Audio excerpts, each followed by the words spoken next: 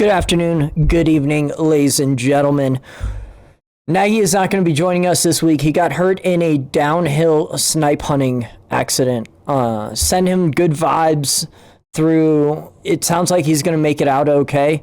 But his stand-in with us this week is a special guest that shares with us his stories from Iberia Cruises, NCL, and RCCL, as well with some ghost stories that he has from the ships that he was on. So, ladies and gentlemen, please buckle up while we listen to the conversation with me and my good friend, Alin Guru.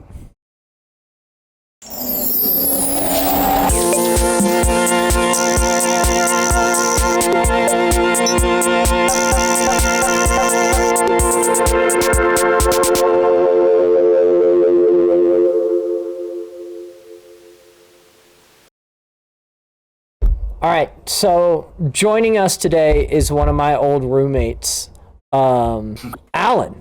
Welcome. And Alan's got some fun stories today, but specifically, what do you want to tell the people about yourself and where are you calling us from? Because let me tell you, it's definitely not the great US of A. No, I'm actually from Romania. I live somewhere in Bucharest at the moment. So it's about 6 a.m. So yeah, in order to make this happen, had to be at this time, and I'm happy to see you and talk to you again. Dude, I'm really excited. This is gonna be a great time. So I kind of want to get this started. The way that I like things going with people is, where did you start? And you have a fun backstory too. You actually started as a personal trainer with Steiner, right? Yeah. Well, I was in college during my master's actually, and I had a colleague that told me that he worked on cruise ships before. I was like, that sounds interesting. And he was a Steiner before as well. So he gave me some details about that, and after I finished my master's, I was like, let's give that a try. So he gave me some info, he told me what to do, and I just applied and got the job. Usually for Steiner, before you go on board, you do a training. They prepare you for the job, for the ship life, and I had to do that in London. And after about a few weeks there, and so where were you at school at this time? Where were you doing your master's? In what field or in what place or what? In what place? Geographically, what location were you? No, in Bucharest. I was in Bucharest. Okay, so you traveled from Bucharest to London just to get the application and stuff done for this. For the application, I did it here in Romania, but once I got accepted, I had to do the training there in London. Gotcha. And then on ship.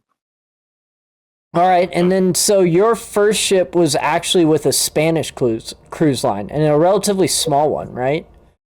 Yeah, when I joined that company, they had only 2 ships left. In the beginning, yeah, it was a really small company. They had, I know at their peak, or I think they had like 4 ships. And when I joined the company, they had 2 more. One was called Grand Holiday. And the ship that I was on was called Grand Celebration. Okay.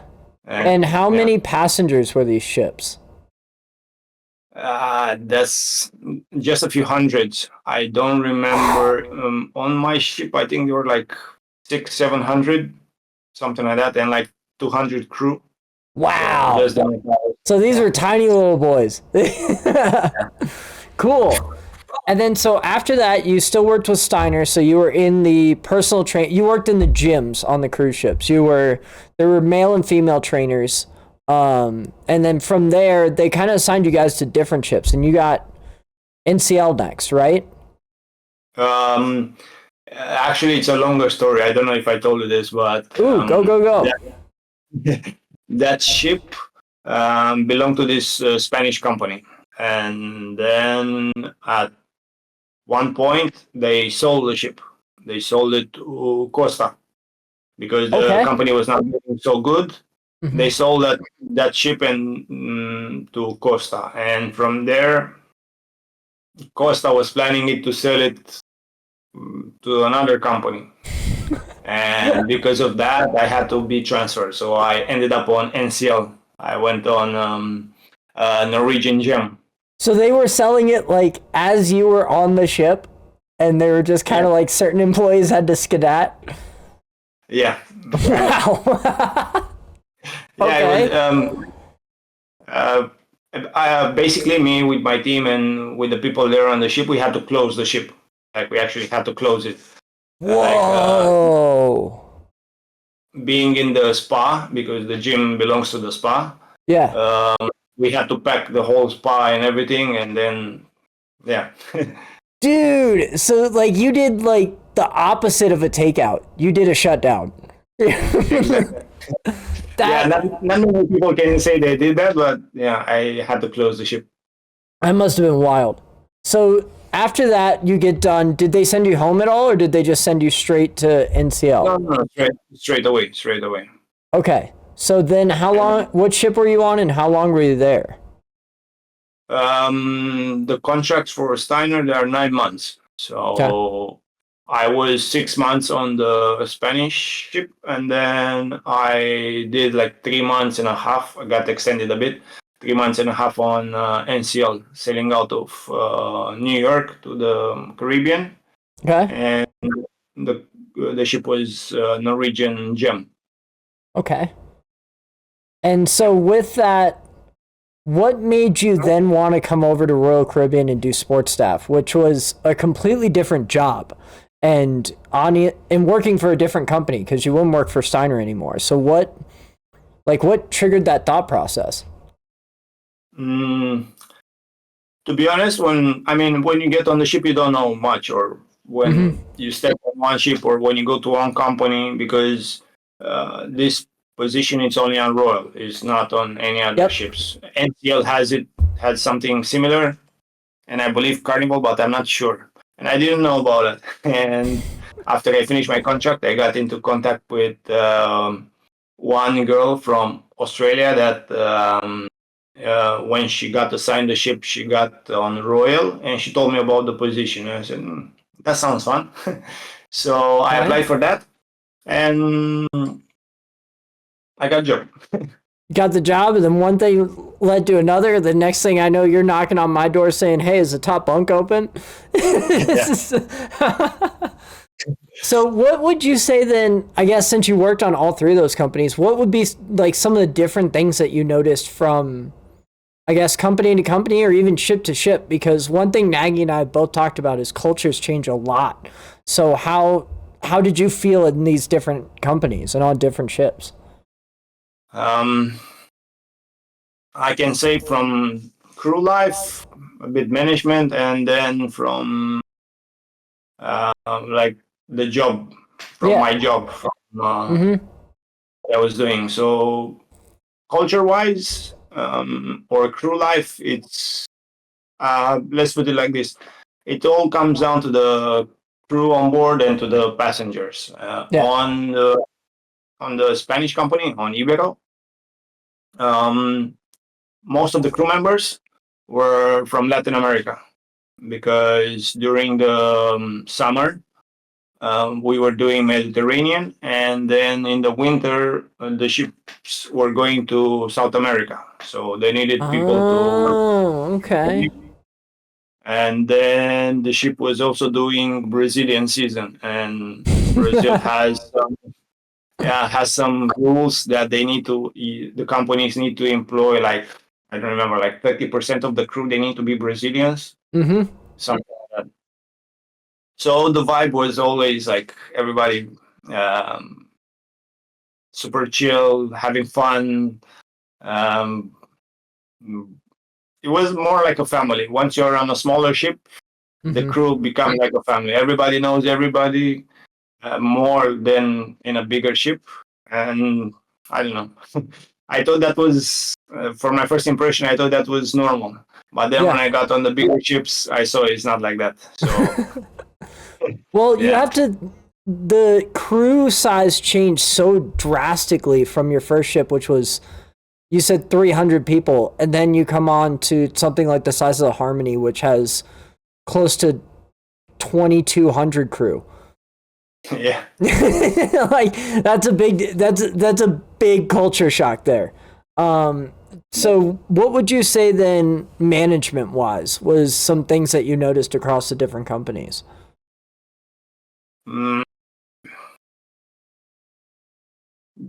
I think having how should I say, everybody understands everybody easier when you don't have such a diverse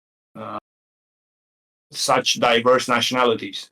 Okay. This is what I believe, what I feel, and Yeah. then everybody knowing everybody, it's like you understand everybody, you understand your colleague or you understand the guy without having to ask, hey, what happened? Hey, why is this? Why is this? You already know what's happened or what's happening, so everything just flows.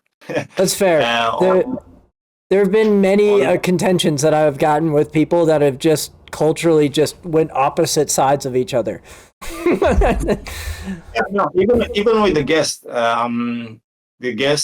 they were mostly Spanish. Yeah. So even the interactions with them, they were different. Spanish people, they like to talk a lot. They're super friendly. They have fun all the time. Didn't matter if they were younger or older. They were like all the time having fun. And so it's just a constant party then. Yeah, but in a nice way. I don't know. Same. They were smaller ships. So even the guests during lunchtime or during dinner time, they will get together faster. Or, they will interact in a different way. Like, on every ship, you have like the dining room but the dining room on Harmony, for example, is huge. It's like so 4 dining rooms. It's 4. Yeah. There was a small one, so everybody knew everybody, including the passengers. So automatically, all the passengers were becoming friends with each other. Oh, so you're saying the intimacy of the guests was there as well, as opposed to where on the bigger ships, people are just, it's basically just a giant amusement park and enjoy your day. Maybe you stand in the line too long and you meet this guy over chicken tenders, but like you're not having intimate conversations with anybody. I get what you're saying. Yeah, and you see the same people every day. You go out with the same people on tours, or you party with the same people. While on a bigger ship, you might see someone only during dinner time. Then that person would not like to go out, and so on. So you make more friends, but not as close, if you know what I mean. That's fair. So when you were on those smaller ships, did you have more jobs? I know when we work on the bigger ships, we wear so many hats. You could do anything in the morning, from rock climbing wall to spotlights at night after you've already worn your tuxedo for doors. Like, it's absolutely crazy. So on the smaller ships, do you have as many jobs or do you have less jobs? It's kind of different because Steiner, by the way, Steiner, I think is called now Onboard Spa, or they changed the name. They don't go by Steiner anymore. Oh, okay. But when I was there, when I was as a personal trainer, because it's a concessionary, I had to do only my job. Okay. So basically, only personal training, nothing else. And if I was looking at the other other crew members, they didn't seem to do that many jobs, but also the ships were smaller, so they didn't have so many activities. I got you. Okay. So, all right. Now, one thing that when you came over to Royal Caribbean Harmony and you got those other jobs, we actually worked the Red Party together that you brought up the other day, and I completely forgot. That was when we would, so for everybody at home, the way we would start this party is we would have to walk down the main promenade of the ship, which at what, like 10 p.m. I think we were doing this. It was late. And we're wearing these giant astronaut outfits and we're walking down as if we were in space. Do you remember when we had to do that and you would just kind of like bounce off the walls and spin around? Yeah, I remember my first time. I was like, "What do I have to do, man?" Just pretend you're walking in space. I'm like, "Oh." And then that coupled with those helmets was like just a sheet of plastic. So like you would fog up by the time you got across the promenade and you're just basically trying to figure out where to go. And we're looking at each other trying to wipe our faces down. We can't see. Oh man. So the red party was such a good time that we had to do together. But the other thing is with roommates, we weren't actually roommates that long because my girlfriend had just came on the ship. I think we were only roommates for like what, 6 weeks? And then you came before the crossing or after the crossing? I don't remember. I joined the ship in the first cruise from Florida. So okay, so on those media cruises. And I just hopped on the ship. Okay. And so what were your first impressions then from this giant cruise ship compared to the other ones that you were on? Since they almost quadrupled in size. Well, it was like a transition because NCL was way bigger than Iberia. Mm-hmm. And even though the ship that I was on, it was not a huge one, not like the bigger ships that they have today, but it was like a transition. So I went from small to small, medium, and then to large. So it was like a transition. I was excited for the new job, and I wanted to learn everything and do everything and all of that. And I like the huge cultural impact, the experience that I had there. So I was like, okay, I wanna learn as much as I can and make as many friends as I can and all of that. That's true. We did have a diverse crew on that one. So you joined us and then did those first couple cruises out of Miami. And then what other ships did you work on after that? A lot more, I have to remember. But I've been almost on all class of ships from Royal. Okay. What would you say is your favorite then? I would say maybe Quantum class because it's a different type of ship. So yeah, you get it. You get it. I say yeah. Nagy doesn't like really back me up on that one. And Nagy couldn't make it today because he was in a downhill snipe hunting accident and fell, and now he's in the hospital. But he should be recovered by next week. So we'll send him good vibes. True. I actually met Nagy on Ovation, if I'm not wrong. Okay. And so was he working in the wind tunnel at that point, or was he still normal sports staff? No, he actually, when I met him, we were both sports staff, like regular sports staff. And then during the contract, he went to, I don't remember if he went to Canada or somewhere in the US. He did the training, and then he came back as iFly. Okay. Yeah. So you met him as a muggle. Yeah. All right.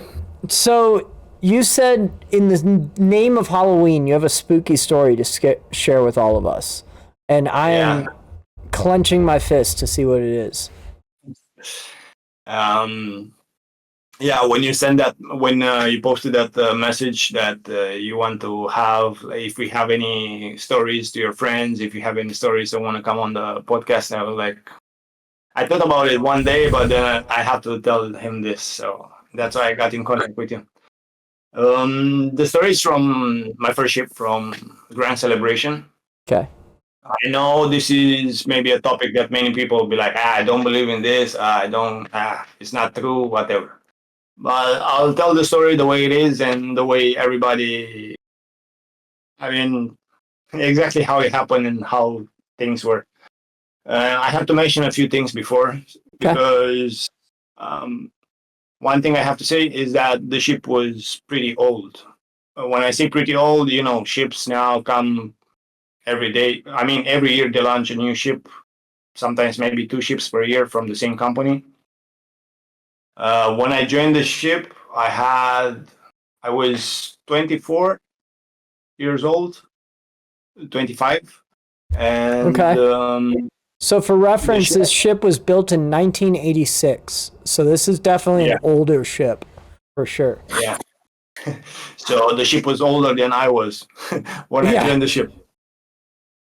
And for me, when I first joined the ship, when I first saw the ship, I thought it looked a bit weird. And after that, I realized why.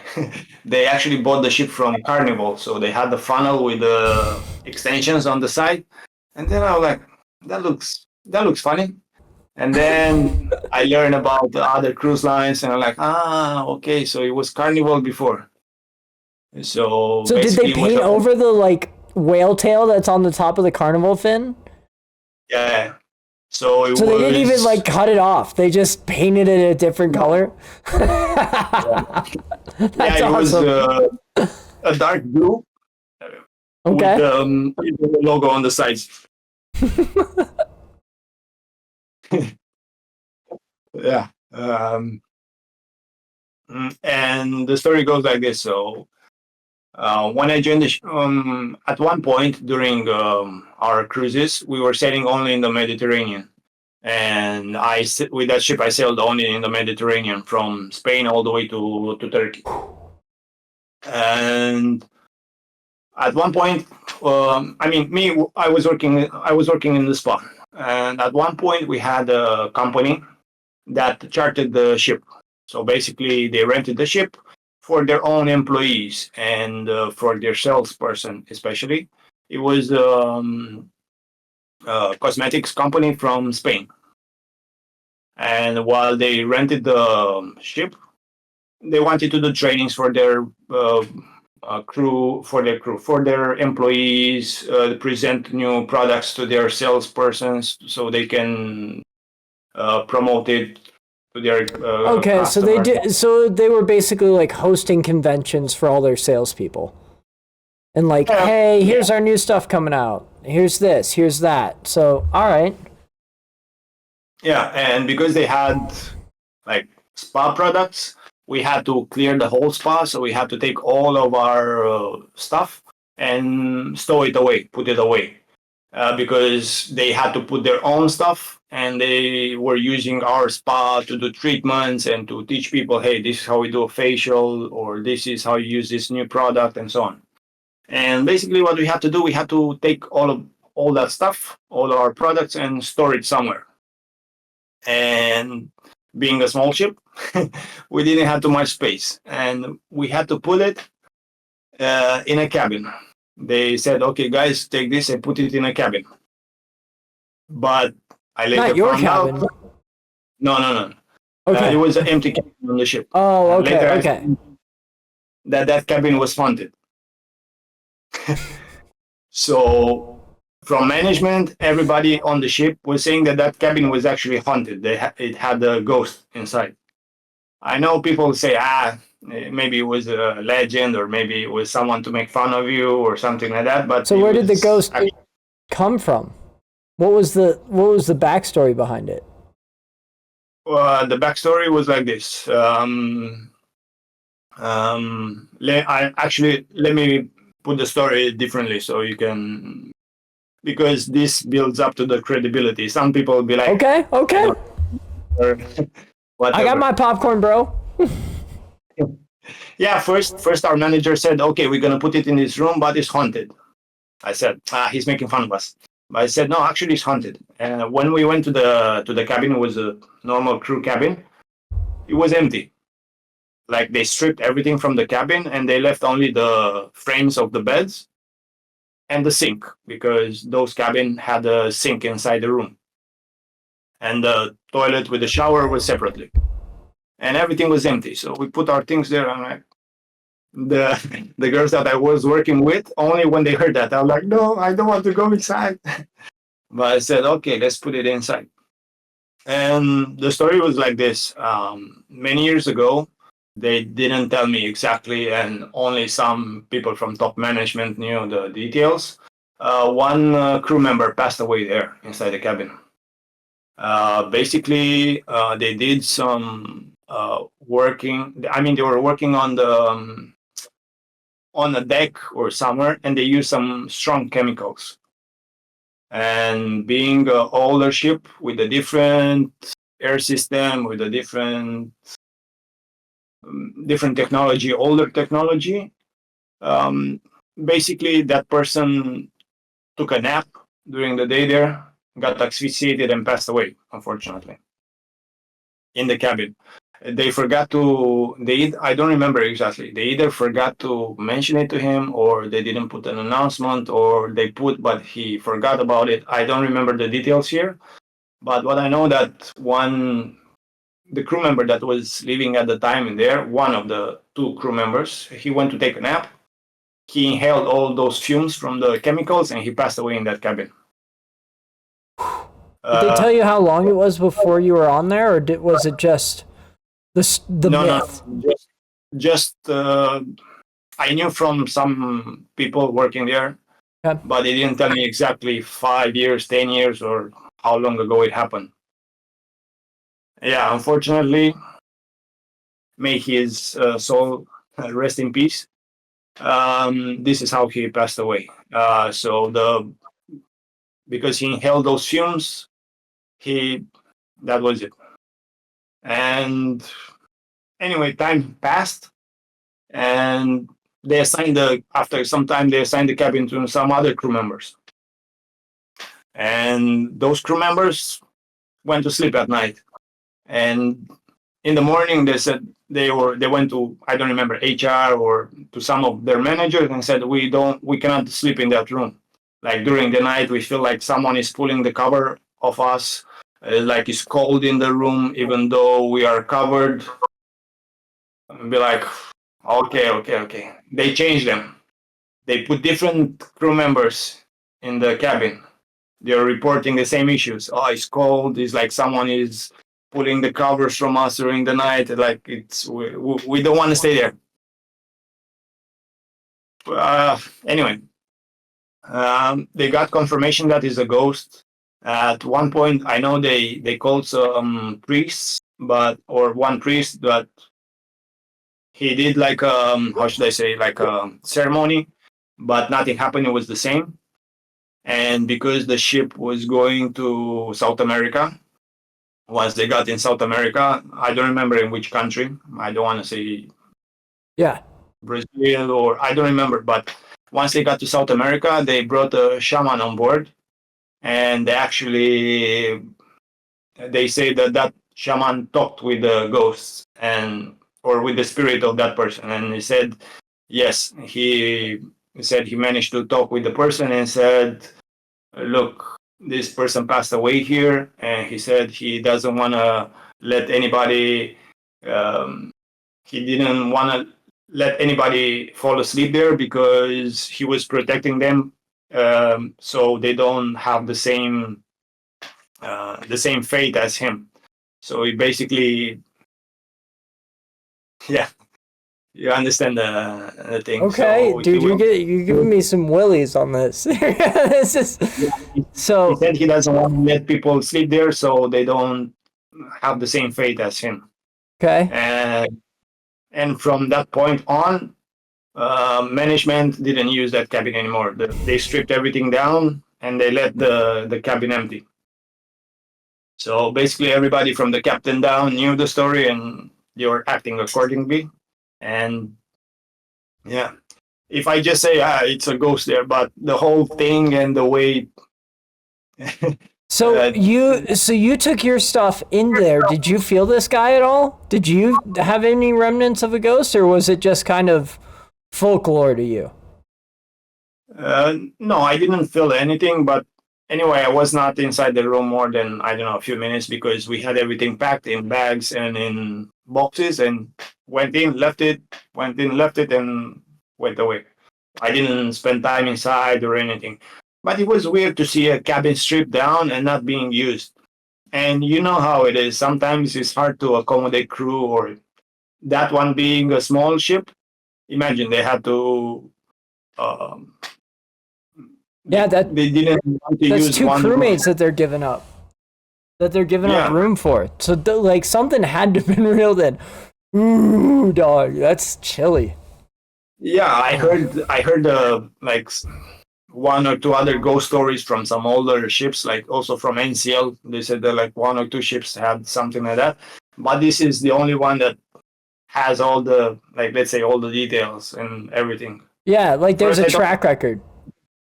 yeah, I thought it's like a joke in the beginning, but then I was like, man, this and this. So they didn't use the room.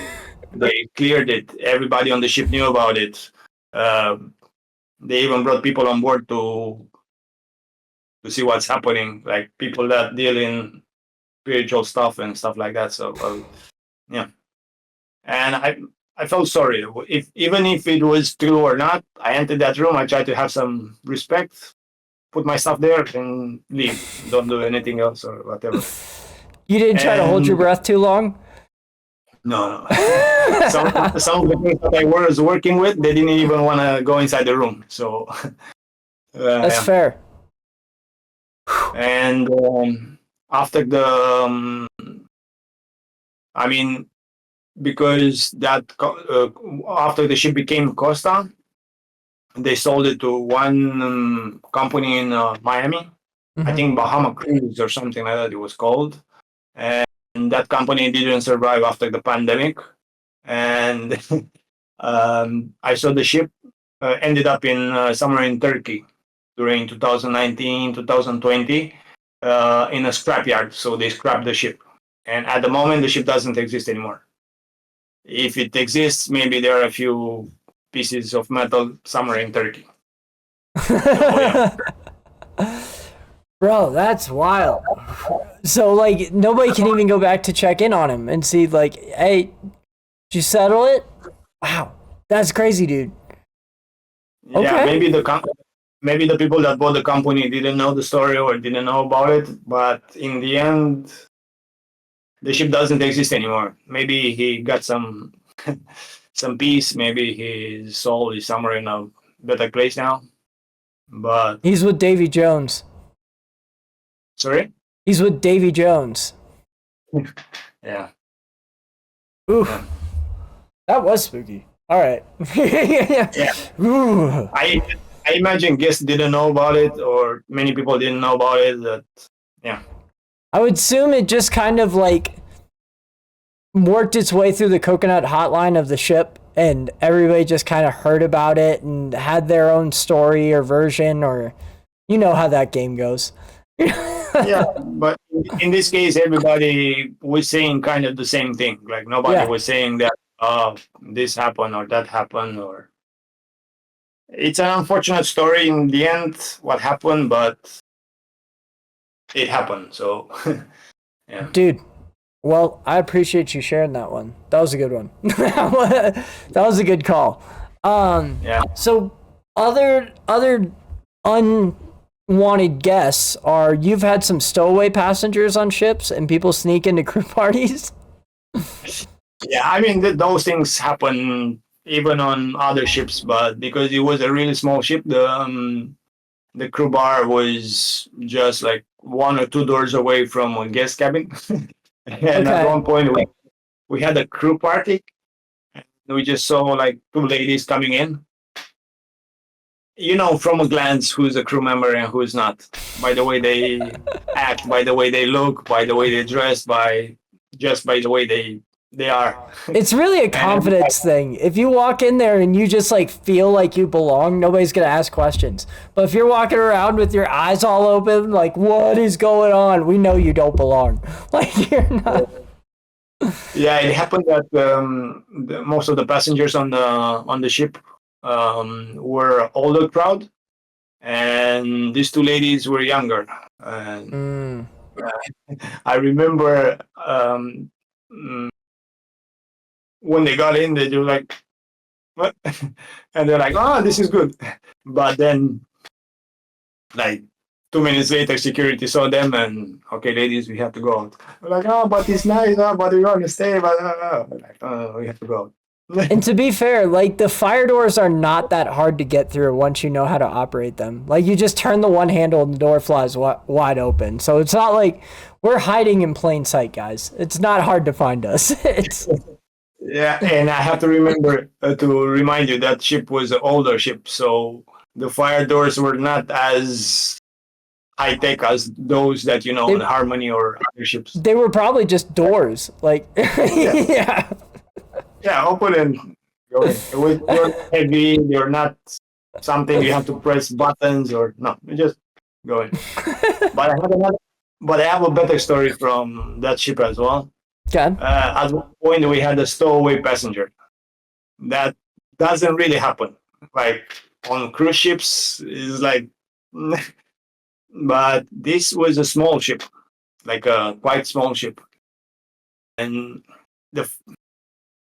the open deck was not like on some ships, like on deck, I don't know, deck 4, deck 5.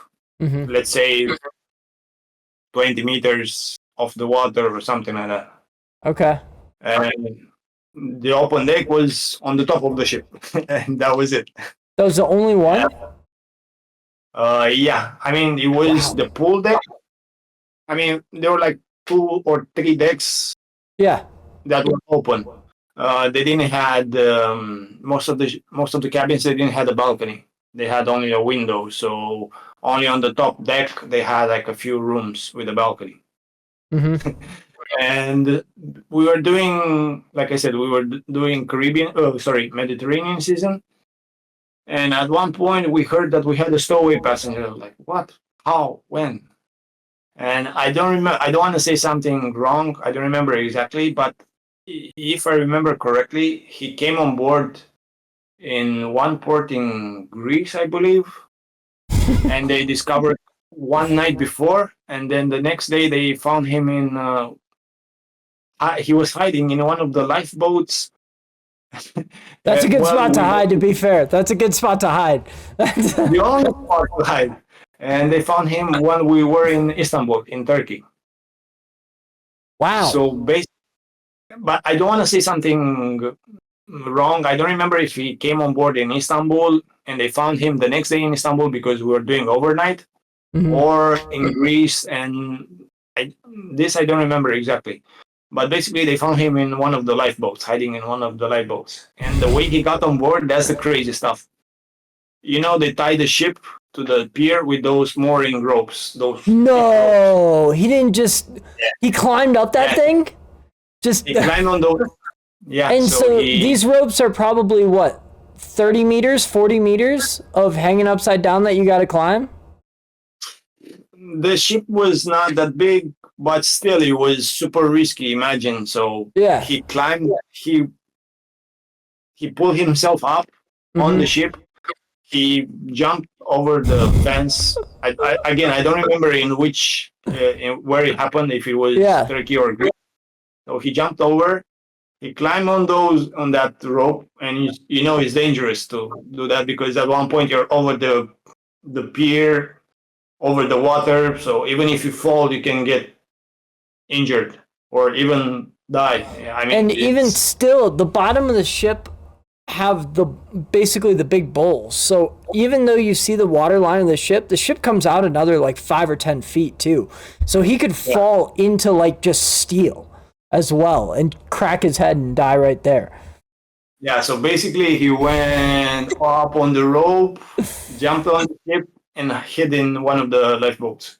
And maybe he didn't know, but this happens on all ships, they have to inspect those every day or every few days and be like, oh, what are you doing here? So they called the police when we were in Istanbul. They came and picked him up, but they didn't arrest him or anything because he came on board in such a manner, or the way laws are there, they gave him like a refugee status, or because this is what he actually wanted to do. He wanted to I don't remember. He came from Greece and he wanted to go to Italy because from there we were going to Italy.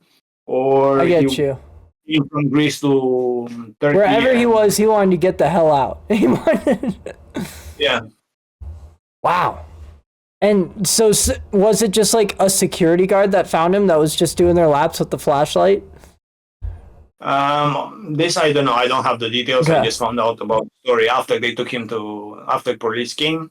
It was either one of the deckhands, one of the guys that take care of the boats, or security. But I don't remember which one was it. But they came and yeah. Okay. But imagine the skills and imagine the danger and everything to climb on those ropes. So, but okay, this is really what I'm trying to comprehend a little bit more. You've been to Istanbul, you've been to Greece, you've been all up and down the Mediterranean. I know you've been to the Caribbean because I was there. Yeah. Dude, you've been almost everywhere with these ships. Where are like some of your favorite places that you've been? And where, or like, do you have any fun stories of places that you've been? Fun stories, I don't know. Besides maybe coming at the limit back on board and panicking the whole time, like most crew members or stuff like that. I don't remember too many crazy stories. I mean, maybe it happened to you as well to have some guests missing the ship honking away, and they're like, no. The time, and then you just see them on the pier, and you're working on the flow rider or something, and you're just looking over the side while people are on the boogie board, and you're like, oh damn, sucks to be them. Just watching watching it. We've seen that plenty of times. So what were some of your favorite ports that you've ever been to then? Like what places like really just changed how you traveled, or like you need to go back and hit it again? Let's say on every continent. I haven't been to Africa or Antarctica yet, but on most continents, I have like a favorite port. Like for example, in you guys are from US. Yeah. My favorite port, like that is part of US, is Puerto Rico. That place is just beautiful from. My man, this guy gets it. This guy gets it, bro. We did a top 8 ports episode, and number 2 for me was Puerto Rico. I was like, this is a must go. You've got to. Yeah. If anybody is listening and they want to visit or they haven't, Puerto Rico has some amazing stuff. Like there are some things there that I didn't manage to do because you have to do them during the night. Like I don't know. Probably if you like it. Probably there is a beach that has bioluminescent algae in the water. Like you walk on the beach, or you go with a little boat or kayak at night, and you see like glowing water around you, but it's for the seeable distance. It's not like it's just a small little bit.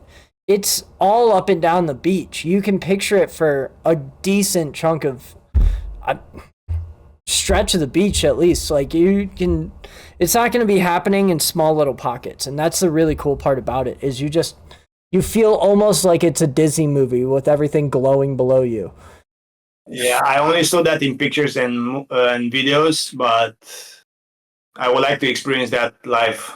But also another thing is, like in tourism or when you do a tour or something like that, it's the experience that matters.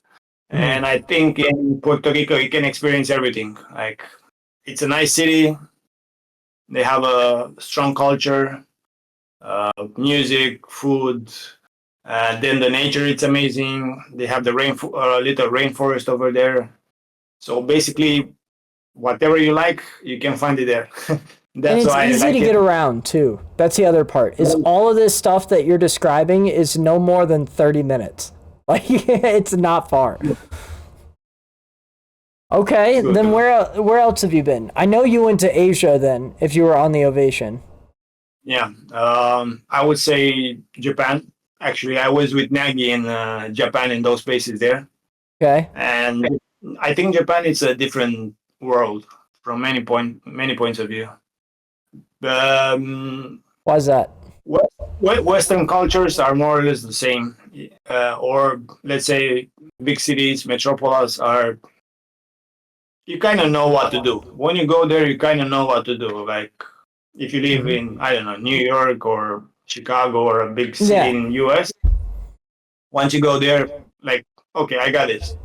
But Japan, it's a totally different planet, I guess.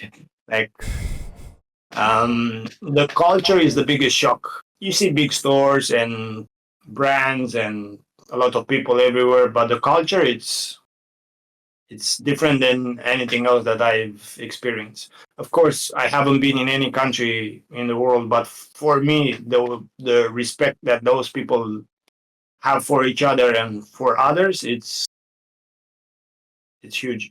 And so, what were like some nonverbal cues that you learned about there then? Because obviously, you don't speak Japanese.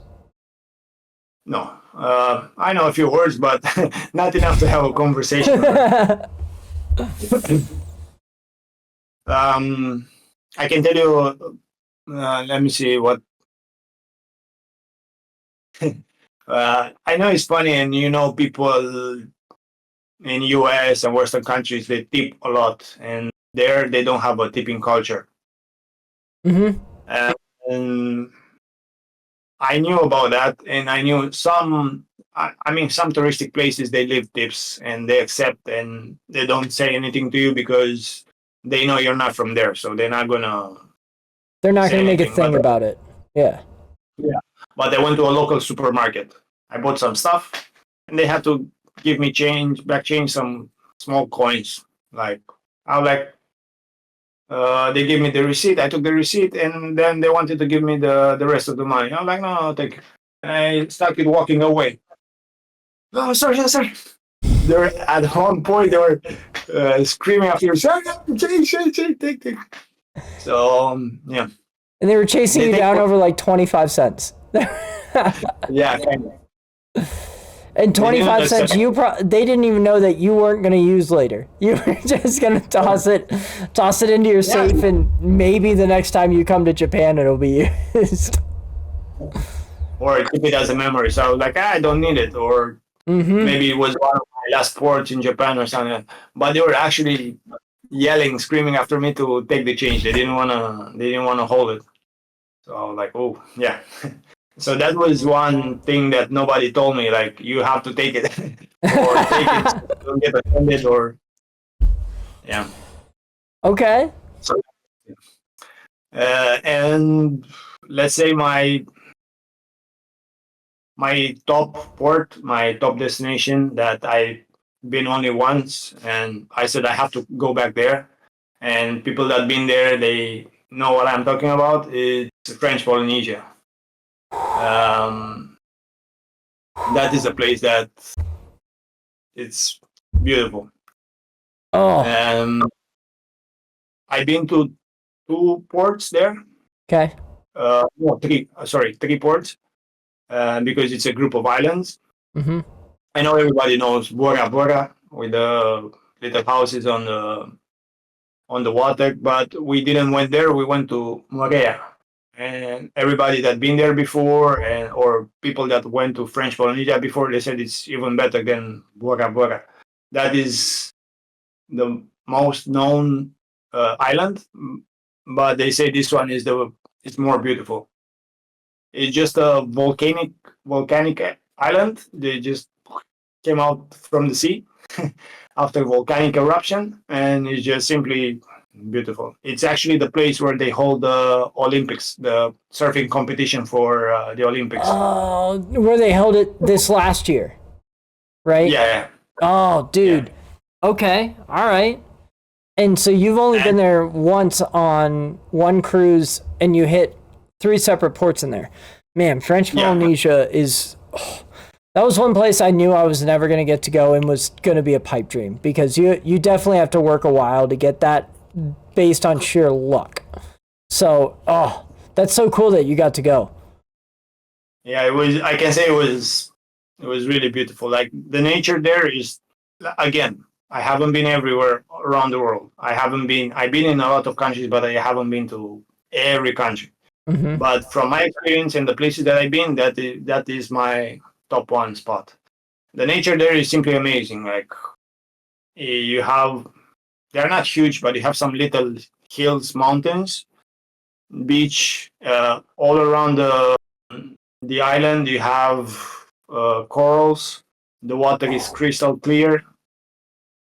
And as a comparison, before that, I was doing Alaska season, and everybody, okay, let's go to Alaska. Whales, oh wow! You see whales, you see a lot of them, but I never saw I never saw them so good, or I didn't had the experience that I had in Morea. Like Okay. at one point, I was on the open deck. I think I just finished, or I was going to floor rider, and people just like, oh, and it was basically a mother whale with its calf, and the mother was just jumping through the water, spinning around and playing with the calf, and people were like, wow. And this was like and you could see all this because the water was so clear. So you just saw the mom playing with the baby calf of it. Yeah, I actually have a recording of it, and it was crazy. Like I haven't seen in Alaska that, but I saw it in in Morea. It was crazy. It was so beautiful, and later on I found out that sometimes they come into those warm waters to give birth, and after the babies are strong enough, they go into colder waters in Alaska. So some whales, they go there just to give birth. So it's Wow. Okay, I'm gonna have to look that up. You've definitely got me going on something now. So they give birth in French Polynesia because the water's warm, because it's closer to the equator, and then so after that they will swim up to Alaska and Canada. or some other colder places. Wow. I don't know. I don't know all their routes, but yeah. Dang. Okay, dude, that's so dope. Yeah, it was. We were lucky that we did overnight there, and after I finished work, I managed to go out and walk around a bit, take some pictures. I love taking pictures and videos. And at one point, when I was with some friends at sunset on the beach, the sunset was just like a postcard. Like I know many places are like that, but that was actually a postcard. And as I was walking down the beach, I saw some people just staring, like looking, just staring. I'm like, oh, look, look, look. I'm like, what are those people looking at? So as I was walking a bit, I just turned my head and I tried to look in the distance.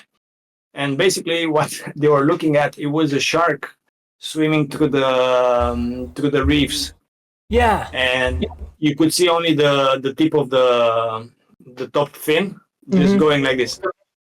So it just looked like something out of a movie. You couldn't. Yeah, it was not huge like this. It was a small Yeah. one, a smaller shark, because there was low tide, and you could see some of the corals or some of the rocks popping out, and he was just swimming between those. Probably it was a reef shark or something like that, but you could see him going around like, boom, boom, boom. So you And that could was just really see cool. like when the tide came in, he would dive to another coral thing and then hang out, and then once it came in, he would jump to another one. That's so dope. It was a short. I don't know, maybe 2 minutes. When Yeah. I saw him, maybe people had to saw that, but when I saw him, I was just swimming around a little bit, and then he just went, he just left. But that was cool. Okay.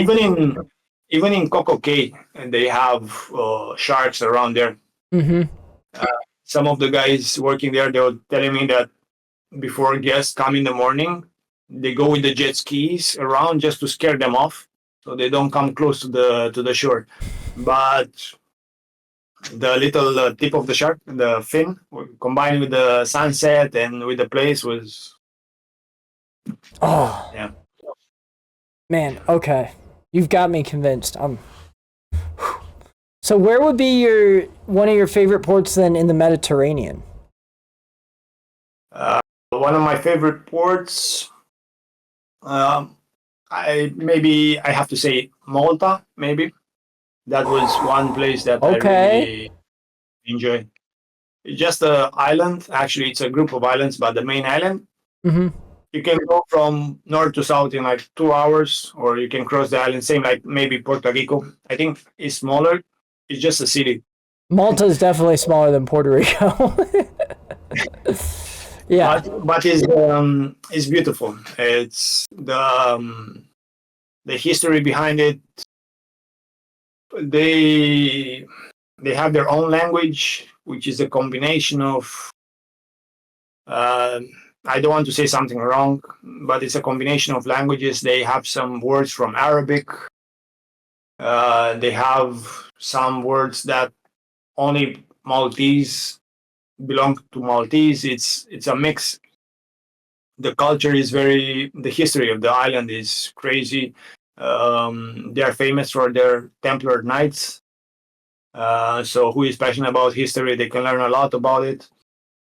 Uh, it's I don't know. It's rich culturally, historically. The Everywhere island in is the beautiful. Mediterranean, man, has so much history. That's one of my favorite things about going through the Mediterranean. Is just all the Yeah, little tidbits about everything, you know?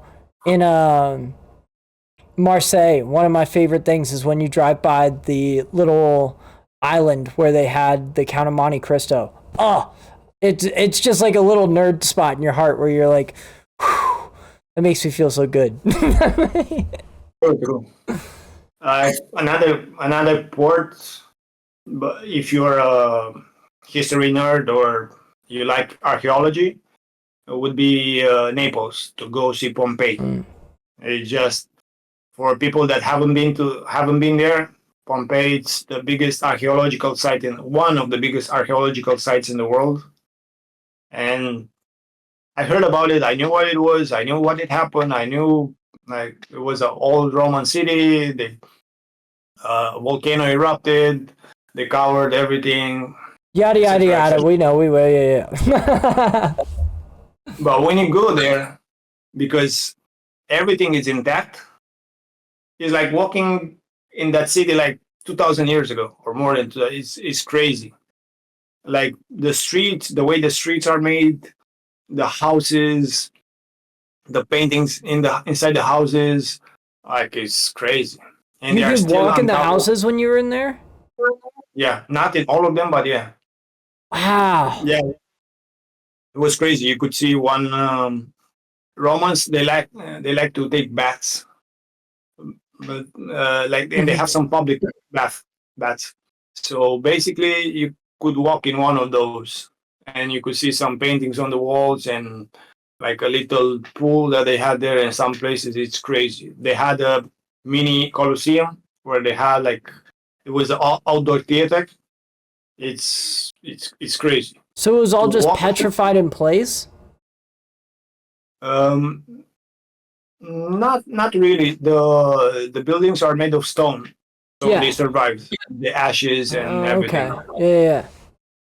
But the interesting thing is that they are constantly uncovering more stuff. Like even now, as we are talking, like they find new stuff, they expand the site, everything. It's crazy. So if you like history or archaeology, that's the place to go. All right, dude, It, you're giving me so much homework between the yeah, whales and just everything they're finding on Pompeii. I'm gonna be looking stuff up all week, just running through that. yeah. But for people that want to go there, just keep in mind that it's to see everything, like everything. I'm not saying to see every house, to see like every neighborhood because it's neighborhood next to a neighborhood, next to a house, next to a market, next to a temple, next to it's crazy. You need like 8 hours of walking constantly just to see everything. Like I stayed there like 3 4 hours and I only saw like the main things like market, temple, theater, and yeah, Damn. So what you're saying is actually plan a trip there. Don't go on a cruise so that you can have some real time to walk around and yeah. love every second of it. Yeah, you Okay. need like one or and my advice don't go during summer because only to go inside the city of Pompeii, only to go inside there is you have maybe hundreds of meters of cars just waiting on the street, on the highway to get inside the city. I'm not saying inside the city, like the city is small. There is an actual modern city next to it, but to get inside that, like, it's crazy. So better go maybe springtime or autumn when it's not when it's not like the main season, and to have time to explore everything. But it's crazy. Okay. All right. I like it. Plug your stuff. Where can people find you if they wanted to reach out to you, or where did they want to see any of your videos or photography? Where can people find that out? Most of my stuff I put it on Instagram. Even on working on ships, sometimes I don't have the time to stay and edit everything and post everything, and sometimes it's hard. I have a little Instagram page that I started to grow little by little, and I'm working on a little YouTube channel, but I have so much footage I have to go through and edit it, and it takes some time.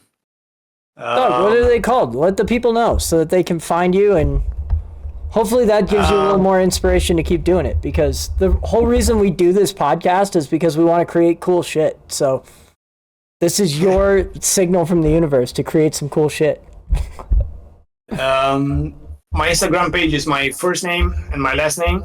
I'm going to spell it out. So my Instagram is Alin, which is ALIN dot my last name, which is Gurau, GURAU. So ALIN dot GURAU. And that is where I have some of my pictures and some of my videos that I took from Alaska, even from French Polynesia. I actually have a little drone video on my on Instagram where I fly a drone somewhere close to, from a little hill all the way over a side of the beach in Morea, and it goes over a nice place where you have those bungalows on the water. That is a nice place. And I have a little video with me drinking some glacier water in Alaska as well, which is really cool. I had a GoPro and I stuck it inside a little crack in the ice where you could see that crystal clear water just flowing through, and it's a crazy, amazing blue that you can it's not real, but it is. Like the way the ice is. Fun fact: the ice becomes blue like that because it's so dense that the light cannot pass with all its wavelengths. I don't know if I'm saying it right. No, you're definitely saying it right. So the color blue stands out because all the other wavelengths are getting through and that one's not. Yeah, kind of, yeah. And the ice is more compact. It has a different structure than the ice that you make in your fridge, for example. And it's been packed for years and years and years, and that's why you have that blue color. Okay. Some people say maybe it's not real, or when you see some pictures on Instagram, it's photoshopped. But if you go there, it's actually blue like that. If you go there, you'll prove it. Well, thanks for coming on, man. We really appreciate it. Ladies and gentlemen, check out Alin. And we appreciate you guys. Like and subscribe, and we'll see you next time. Thank you for inviting me, and have a good one.